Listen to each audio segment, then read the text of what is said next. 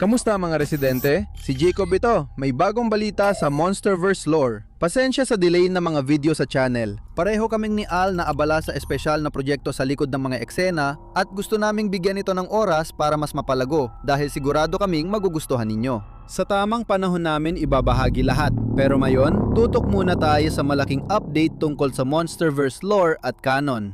Tipong, babaguhin talaga kung paano natin tinitingnan ang daigdig at ang buhay dito gaya ng pagkakaalam natin, ganun kalaki. Alam ng ilan sa inyo, ang lore ng Monsterverse ay isa ng maganda, misteryoso at nakakalitong karanasan.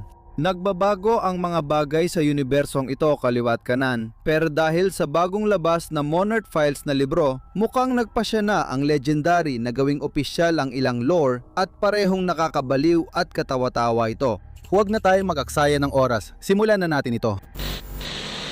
Kaya, sina Godzilla, Kong at mga Titan ng Monsterverse ay talagang pambihirang nilalang, di ba? Sa bagong lore, mas naging espesyal at kakaiba sila sa mas malawak na pananaw.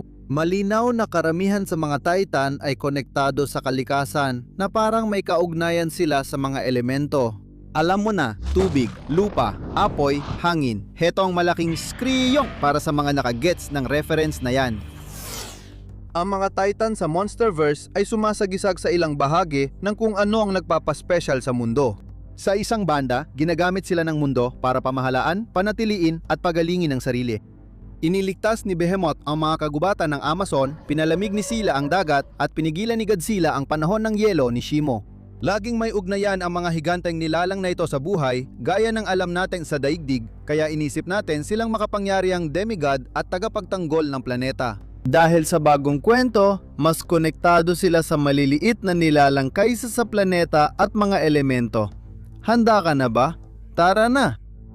Marami sa mga Titan ngayon ay opisyal ng inilalarawan bilang posibleng pinagmulan ng maraming hayop na nakikita natin sa mundo, isang direktang ugnayan sa ebolusyon.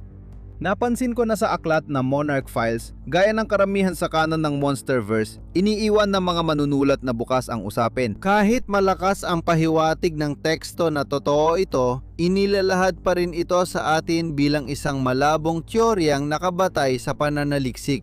Katulad ng paggawa natin ng teorya sa channel, sinusuportahan natin ito ng maraming impormasyon pero hindi pa rin tayo 100% sigurado.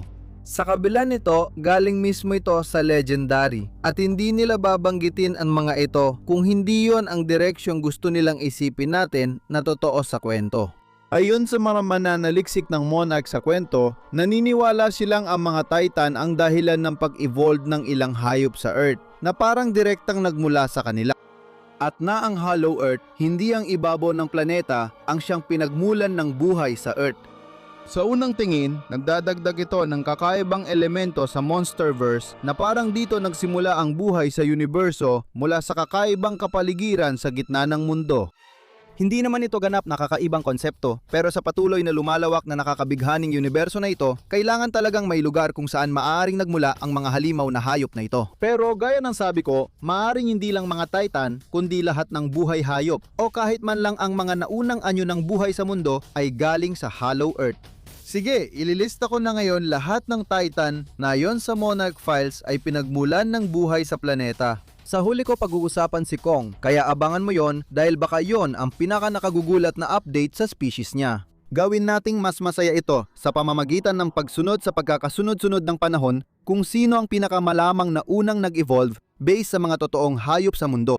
Ang mga totoong gagamba ay nag-evolve 300 milyong taon nang nakaraan, kaya simulan natin kay Abaddon. Alam na natin ito dahil sa survival instinct ni Kong at kwento sa comics na Monsters to Declassified. Pero uulitin ko lang, ang dambuhalang gagamba na may bunggo ng tao sa likuran. Hindi ko alam kung bakit pero mukhang astig. Muling ipinahihiwatig ng Monarch Files na si Abaddon ang reyna at pinagmulan ng buhay ng mga gagamba sa mundo.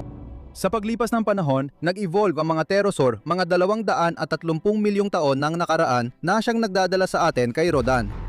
Ayon sa mga file ng Monarch, ang demonyong apoy ang orihinal na hari ng mga pterosaur, siya ang maaaring pinagmulan ng lahat ng lumilipad na reptilya. Hindi naman sinasabi ng libro na si Rodan talaga ang literal na pinagmulan ng lahat ng lumilipad na reptilya.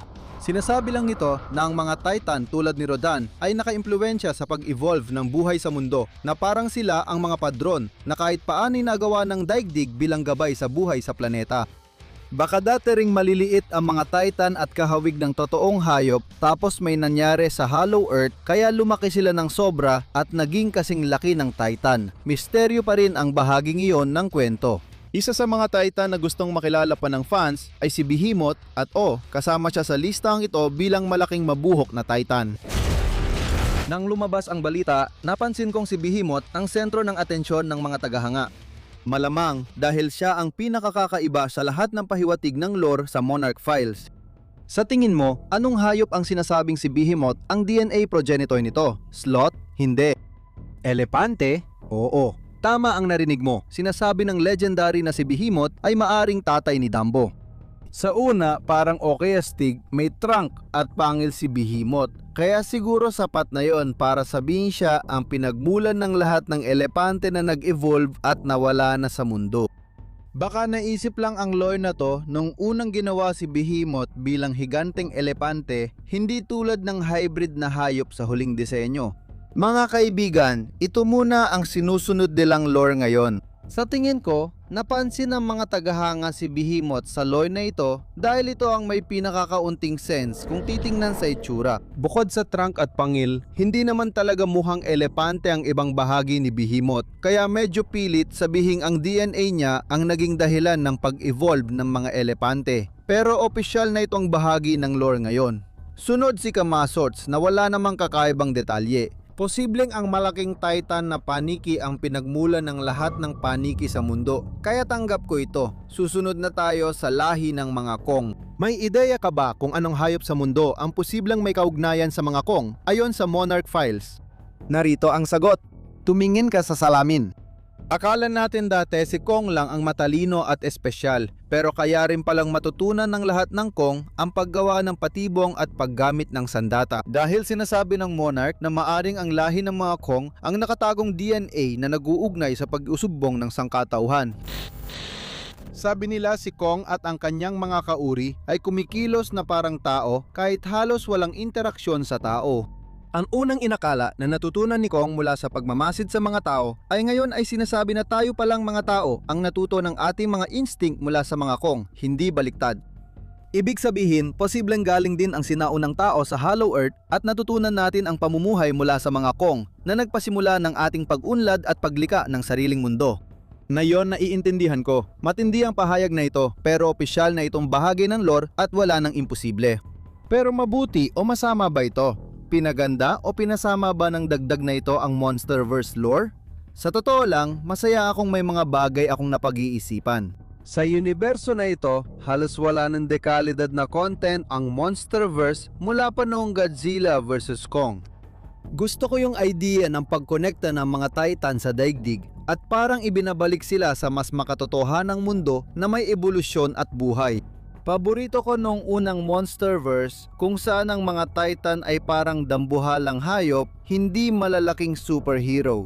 Suportado ko ang legendary sa gusto nilang gawing espesyal ulit ang mga Titan, pero parang wala talaga itong gaanong katuturan.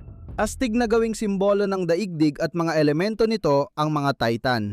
Gusto ko kung paano sila konektado sa kalikasan, pero kapag sinabi mong sila ang pinagmulan ng mga species ng hayop sa mundo, sobrang dami ng tanong tulad ng paano nagmula ang elepante kay Behemoth? Gusto kong malaman ang opinyon nyo sa paliwanag ng lore mula sa opisyal na aklat na Monarch Files ng Legendary. I-comment nyo lang ang saloobin nyo.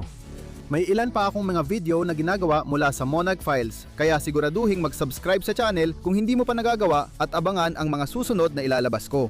Sana na-enjoy nyo ang Dangerville, magkita tayo ulit sa susunod.